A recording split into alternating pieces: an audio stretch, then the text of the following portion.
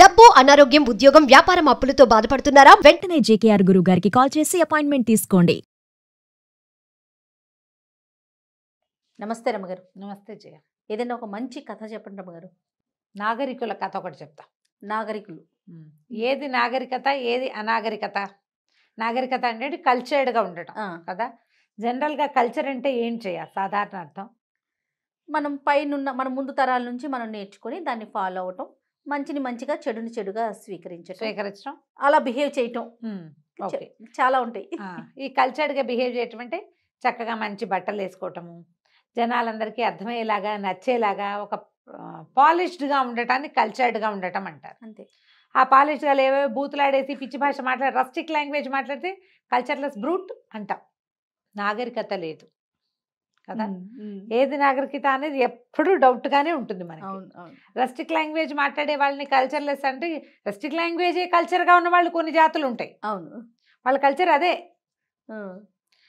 కొన్ని పర్టికులర్ పదాలు వాడకపోతే వాళ్ళు కల్చర్ ఉన్న వాళ్ళుగా కూడా భావించలేకపోతాం. అవును, వీళ్ళు ఈ రాష్ట్రం వాళ్ళు కాదేమో అనిపిస్తుంది, ఈ ప్రాంతం వాళ్ళు కాదేమో అలా కూడా అనిపిస్తుంటుంది.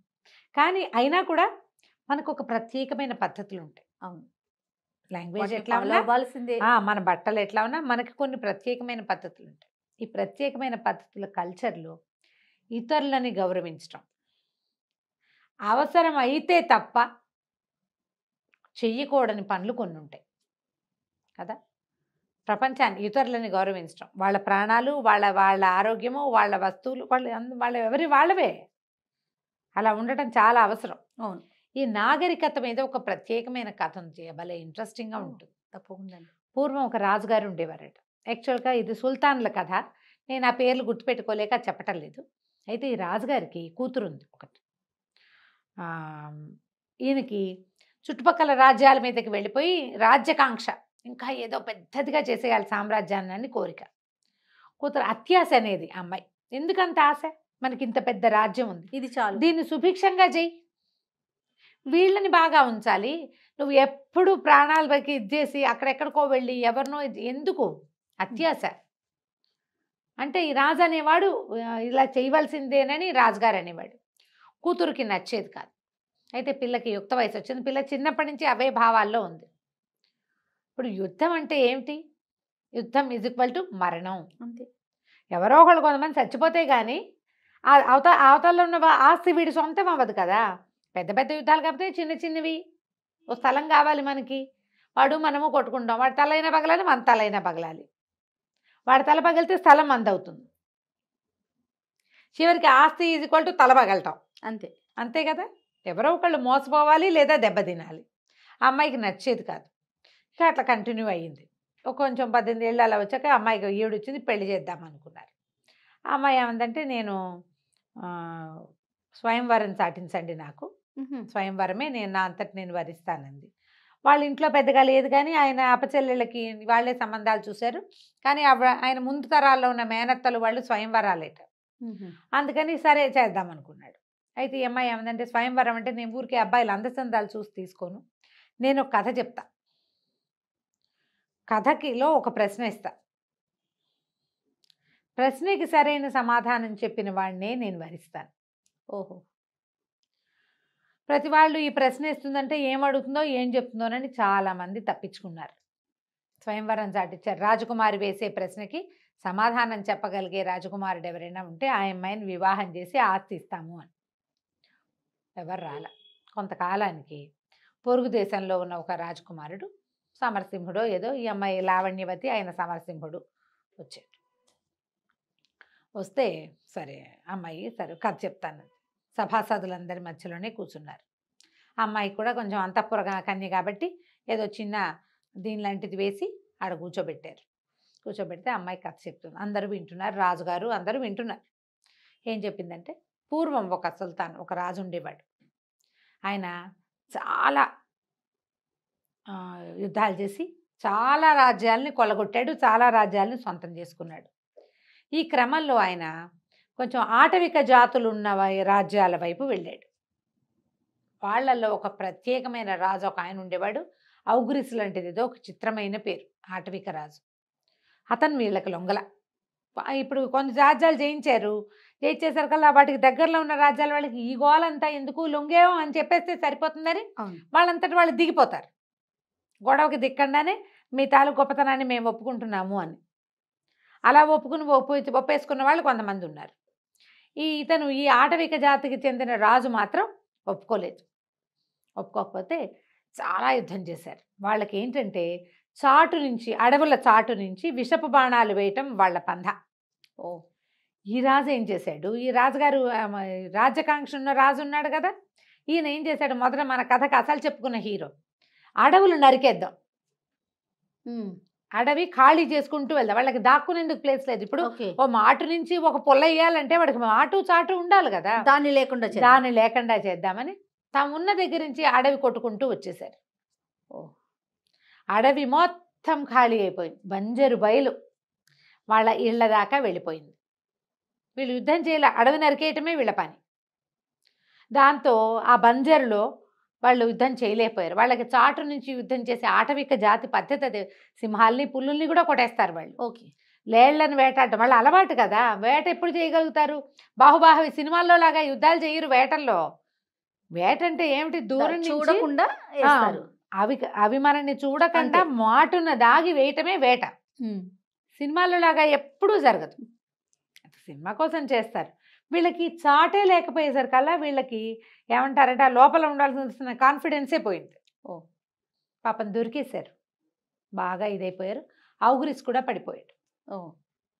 పడిపోయేసరికల్లా సరే ఏమైంది, సాయంకాలం అయింది. చాలా కష్టపడ్డారు వీళ్ళు కూడా. మొదటి రాజు కూడా చాలా కష్టపడ్డాడు యుద్ధానికి, అయినా కానీ మొత్తానికి గెలిచారు. అయితే సాయంకాలం చీకటి పడే వేళకి ఆయన ఎంతమంది చనిపోయారు, మన వాళ్ళు ఎంత, మా వాళ్ళు ఎంత అని వెతకడానికి బయలుదేరారు. ఈయన కొంత సైనికులు, తర్వాత ఏమో సైన్యాధిపతి, ఆయనకు సలహాదారులు ఇద్దరు సాదా బట్టల్లో వెళ్తుంటే శవాల మధ్యలో ఒక భయంకరమైన నల్లటి ఆకారం ఎత్తుగా ఉన్నవాడు ఒకడు ఉన్నాడు. వాడు శవాల మధ్యలో తిరుగుతుంటే ఏంటి వీడెవడు, ఎక్కడి నుంచి వచ్చాడు, ఏంటి వీళ్ళేం చేశారు, యుద్ధం అయిపోయింది కదా, బాణాలు బీణాలు కత్తుల్లో కటార్లేవు, ఏదో సాదా గుడ్డల్లో వచ్చారు వీళ్ళు.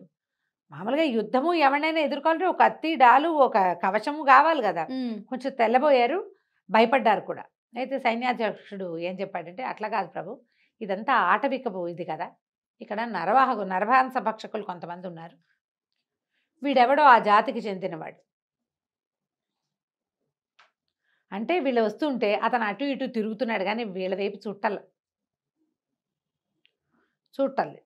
అయితే రాజుకి అతన్ని మాట్లాడాలనిపించింది. అతనితో దగ్గరికి వెళ్ళి ఎవడెవరా నువ్వు అన్నాడు. మాంసం కోసం చూస్తున్నా అని చెప్పాడు. నువ్వు నరమాంసపక్షుడికి అయితే ఇన్ని శవాలుంటే ఏదో ఒకటి చేత్తు పుచ్చుపోక ఇక్కడే తిరుగుతున్నావు ఎందుకురా అన్నాడు. అంటే వాడు సమాధానం చెప్పాడు, అంటే ఎవరో చాలామందిని తినడానికి చంపి పడేసుకున్నారు, మరి వాళ్ళలో బతుకున్న వాడిని ఎవరినైనా కదా నేను చంపగలిగేది, వెతుకుతున్నాను అన్నాడు. అనేసరికి రాజు గర్వంగా అనవాడు, వీళ్ళందరినీ చంపింది నేనే అన్నాడు. ఇందరిని ఏం చేసుకుంటావు నువ్వు, ఒకడుంటే చాలదా నెల రోజులకి అని అడిగాడు. ఒక్కడిని నెల రోజులు తింటే సరిపోతుంది, ఇంతమందిని ఏం తింటావురా, నువ్వు చూస్తే ఒక్కలు ముక్కలుగా ఉన్నావు.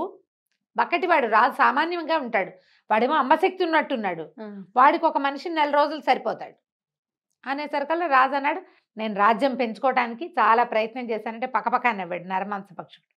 నవ్వి వెళ్ళిపోయాడు, ఒక్క శవాన్ని కూడా తీసుకెళ్ళాల, నడిచిపోయాడు.